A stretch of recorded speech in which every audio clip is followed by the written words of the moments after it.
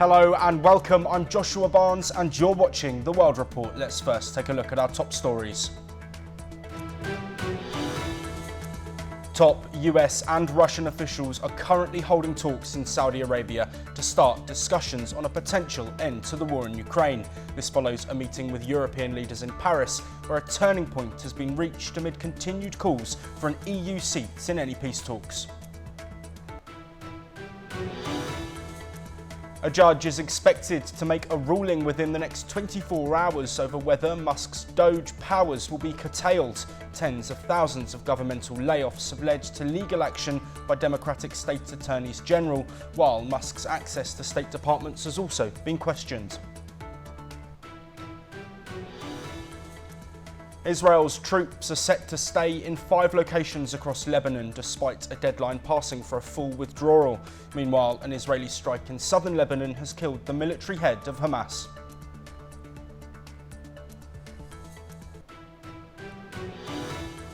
Staying in the Middle East, and Israel is to set up a government agency to allow Palestinians to leave Gaza as they throw support behind Trump's displacement plans. Hamas has rejected disarmament, vowing to continue the fight with Israel while nearly 300 aid trucks have entered Gaza.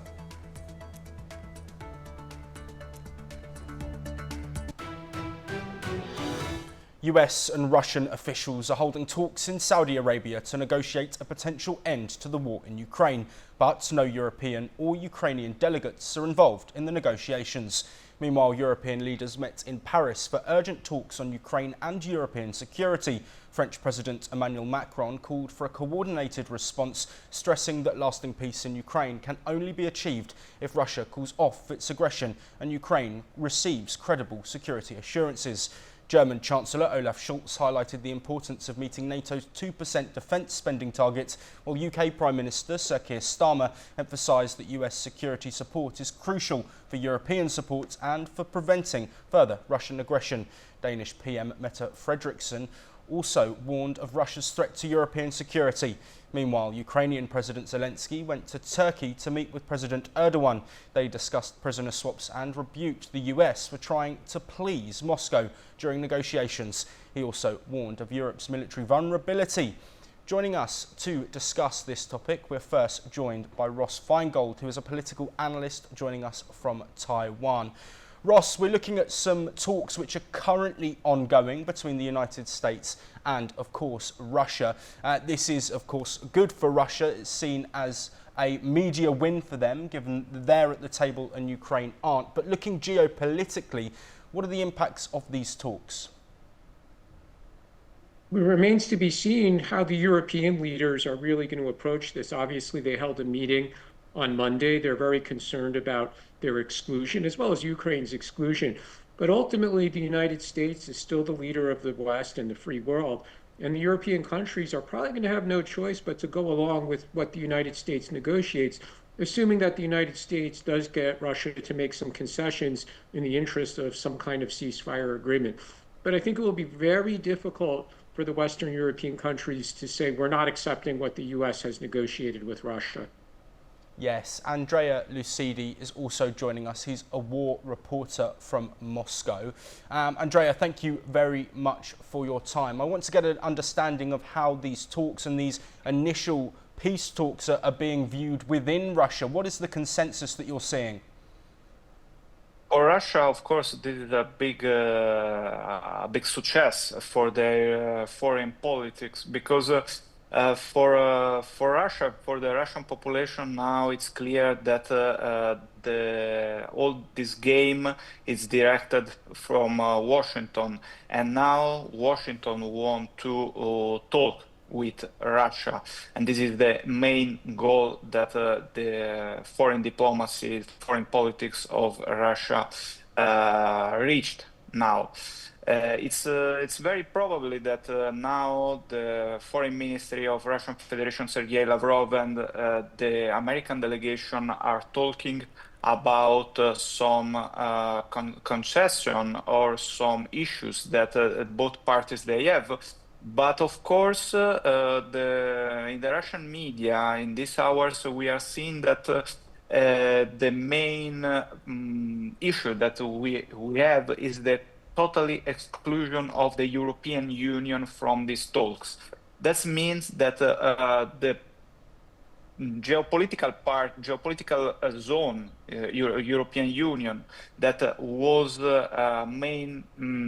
involved in the support of Ukraine, and some leaders of European Union that are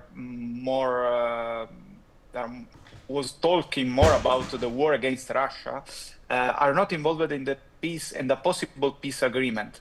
And this, of course, can be a political catastrophe for the European Union in their foreign politics. Yes, and I'd like to build on that. Also joining us is Keith Vaz, the chairman of the Integration Foundation, who's joining us from London. Keith, thank you very much for your time. I want to look at that conversation that happened yesterday between European leaders. Sir Keir Starmer was one of those in attendance. Is there a wedge that's being driven between the EU and their partners and their historical partners in the US? And do you think that meeting shows that unity within the EU will still hold strong despite these talks that are going on without them? Good morning from London. I think that this is a very important moment in the history of Europe, the United States' relationship with us, and for Ukraine. I think we should welcome the fact there are going to be peace talks, and they're happening as we speak. But we're playing in the European Union and outside, because of course Britain is no longer in the EU, we're playing catch up. And what worries me more than anything else is there seems to be a lack of daily communication between the American administration and people like Keir Starmer, Macron, and the German Chancellor. And I think that's the worrying part. That's the long-lasting part. Trump is a very transactional leader. He wants to make sure that he does the deal because he wants to go down in history as the president who sorted out this problem. And I think that Ukraine must welcome this, Russia must welcome this. Everyone has their own agenda. Nobody's going to just roll over and accept everything that the United States says. But for the first time, we're hearing about the cost of the deal, the fact that America will expect certain transactions if they're going to guarantee security. And for the first time, I'm hearing that the European Union and Great Britain actually loaned Ukraine the money rather than gave it. Well, I mean, this is coming from Washington, so it may or may not be true, but money now features in any solution to this agonizingly difficult problem. But I think that for everyone involved, it's welcome news that people are sitting down and discussing it. Maybe it's not all the right people. You can't discuss Ukraine, in my view, without Ukraine being at the table. But clearly, Russia and America have decided that they want to do this deal initially themselves before they involve other people in. But the European leaders, it's not just the European Union, it's Britain as well. We've really got to get our act together if we want to be seen to be part of the solution, rather than just be consulted after it's all done. And I think President Macron has attempted to do this. Keir Starmer's going over to America next week as a kind of bridge, though I would imagine someone like the President of France would want to deal with the President of the United States himself. So there's a lot going on, and that's why we need to make sure that we don't play catch up. We have clear principles, clear values in support of Ukraine, in support of peace. I think everyone wants peace, and that's how we should go forward. So the red lines for the European Union and Ukraine need to be written down pretty fast and communicated to Secretary Rubio and indeed to the President himself. Yes, Ross Feingold, I'd like to pick up on a point that Keith Vaz made there in terms of the finances and the cost of this. Of course, European leaders have spoken about needing to increase their defence spending, but there also could be further spending with troops being stationed in Ukraine as part of any peace deal. Supposed army of Europe has been suggested by Zelensky. How feasible do you think that is? It's very difficult for the European countries to deploy sufficient military forces to really be an effective peacekeeping force. That's just the honest truth. There's been a chronic underinvestment in the militaries of Western Europe, Some of them have invested more in certain services or equipment rather than the kinds of services and equipment that are going to be needed to maintain a peacekeeping force along what is a very long front. But President Trump is probably going to put pressure on the European countries to undertake that role, however weak they might be when it comes to actual resources to do that.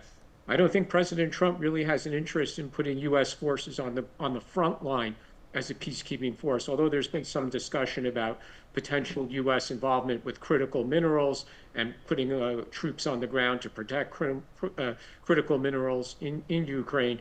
That remains to be seen. But when it comes to being a peacekeeping force between the Ukraine army and the Russian army, I think Trump is going to be very reluctant to do that. And the burden, for better or worse, is going to fall on the Western European countries. Yes, Andrea Lucidi, looking at future talks that might take place, we know, of course, currently Ukraine and the European Union and the UK are not involved. But how quickly do you think, following these talks that are happening right now in Saudi Arabia, we'll see everybody get around the table? Or is it not in Russia's interest to do so? It's very hard to reply to this question. The Russian sources are saying that a meeting between President Putin and President Trump is planned till the end of this month. But of course, the reality is depend on which will be the result of the meeting of today and the future meeting between the two delegations that will be happen in these days, in the next days. About a future peace agreement, I can say that it's very improbable that Moscow can change their request to the West and to Ukraine. They demand the demilitarization of Ukraine, the assurance that Ukraine will not take part in the NATO. This is the main thing that Russia will demand to the West, and of course the denazification of Ukrainian policy.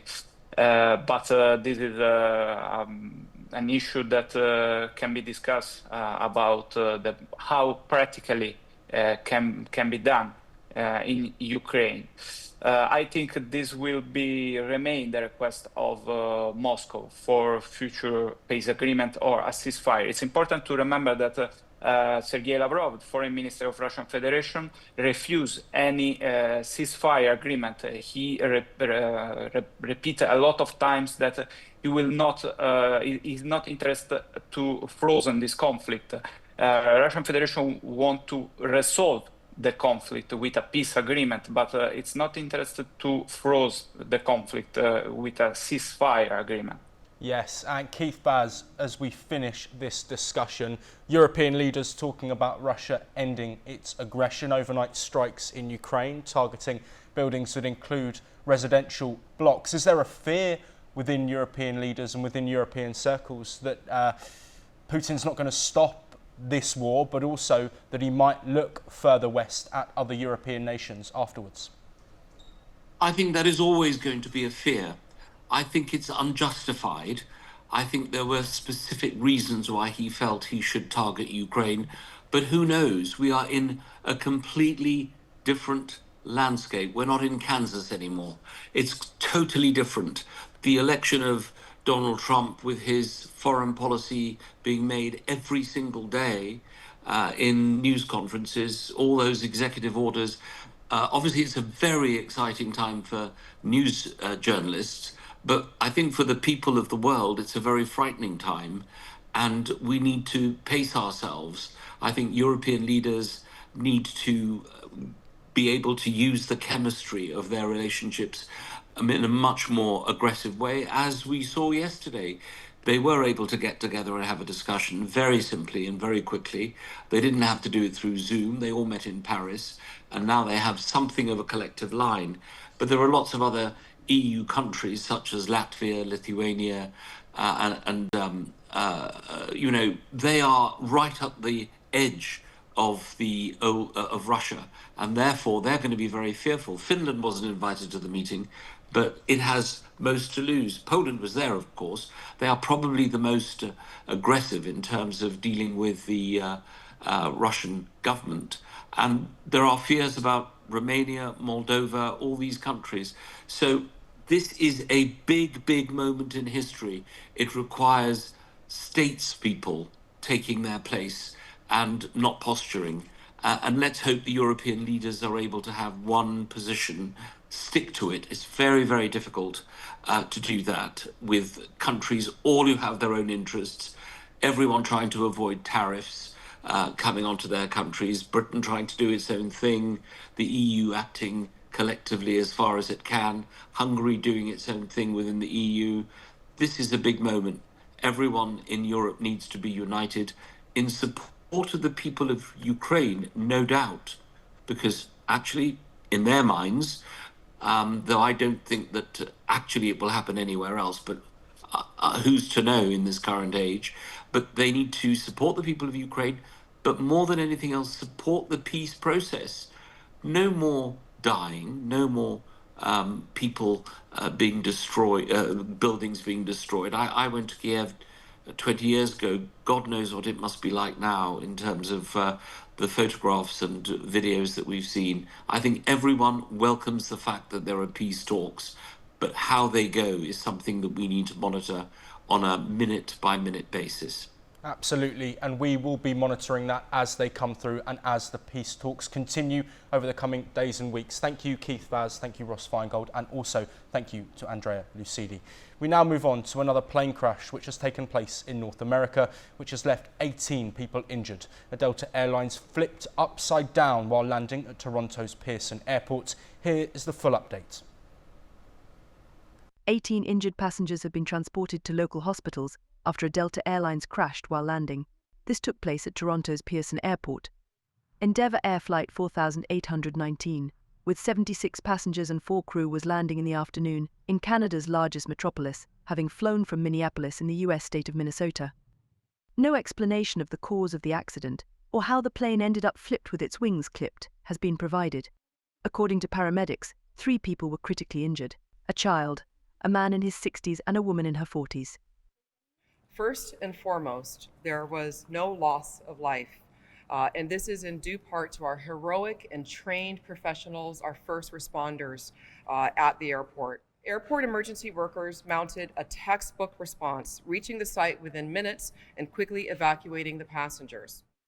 Dramatic images on local broadcasts and shared on social media showed people stumbling away from the upside-down CRJ-900 plane, shielding their faces from strong gusts of wind and blowing snow. Canada's Transportation Safety Board, assisted by the US Federal Aviation Administration, deployed a team of investigators to the site of the crash. The crash comes after other recent air incidents in North America, including a mid-air collision between a US Army helicopter and a passenger jet in Washington that killed 67 people, and a medical transport plane crash in Philadelphia that left 7 dead. Bureau Report, NewsX. Let's now head back to Europe for the latest updates from that continent. European imports of liquefied natural gas dropped by 19% last year to the lowest level since 2021. Despite this decline, billions are still being invested in new LNG import terminals, potentially leading to underused infrastructure. The report from the Institute for Energy Economics and Financial Analysis warns of over-investment as Europe transitions to renewable energy.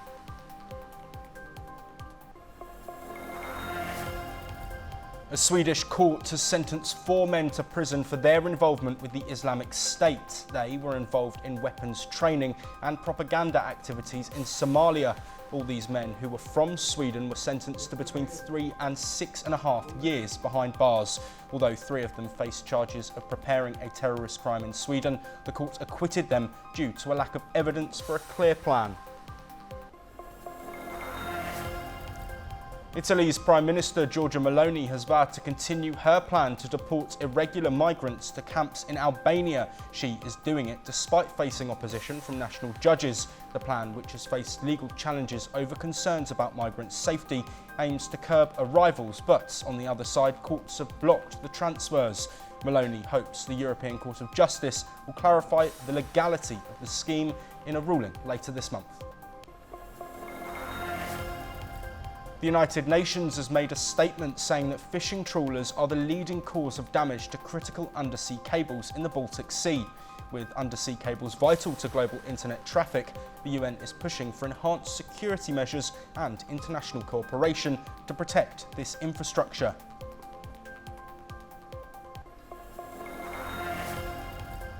Finland has rebranded its former Lenin Museum in Tampere with the name Nouti to focus on Finnish-Russian political relations. The museum, which had long depicted Soviet history, closed in November and reopened this month with a new focus. It also highlights symbolic displays like a bicycle used by an asylum seeker crossing the Finnish-Russian border in 2023. The rebranding has sparked some controversy, including conspiracy theories in Russia. Meanwhile, Russia has angrily responded to Italian President Sergio Mattarella's comparison of Russia's invasion of Ukraine to Nazi Germany's aggression in World War II. Mattarella made the comments during a speech at the University of Marseille, condemning authoritarianism and wars of conquest. Russia's foreign ministry warned of consequences, accusing Italy of spreading false historical parallels and supporting Ukraine with weapons.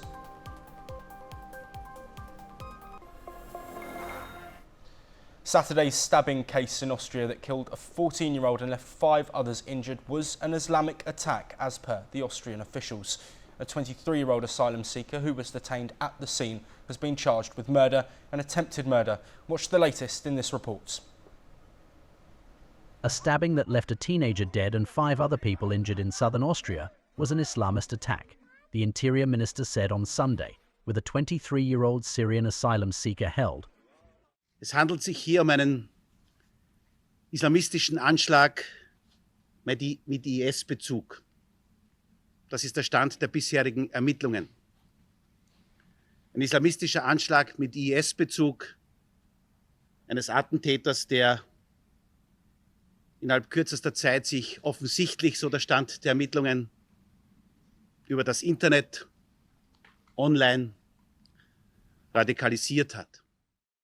During a raid of the suspect's apartment, police said they found clear evidence of Islamist radical thought, such as his flags on the wall. No weapons or other dangerous items were found, police said, adding the suspect was under investigation for murder and attempted murder charges. In the attack in the center of the city in Carinthia state, the suspect went after passers-by with a folding knife. The suspect is an asylum seeker with a valid residence permit and no criminal record, as per the police. The village attack came just 2 days after a suspected Afghan asylum seeker rammed a car into people in the city of Munich in neighboring Germany, killing a 2-year-old girl and her mother and wounding dozens others. German police said the 24-year-old Afghan may have had Islamist extremist motives for the attack. Following the attack, at the scene of the crime on a shopping street, residents were seen placing candles, while some hugged mourning the lives lost. Austria hosts a large Syrian refugee population of almost 100,000. Austria's Interior Ministry has now said it's preparing an orderly repatriation and deportation program to Syria. Bureau Report, NewsX. That is it for now, but we'll be back very soon with more of your latest international news.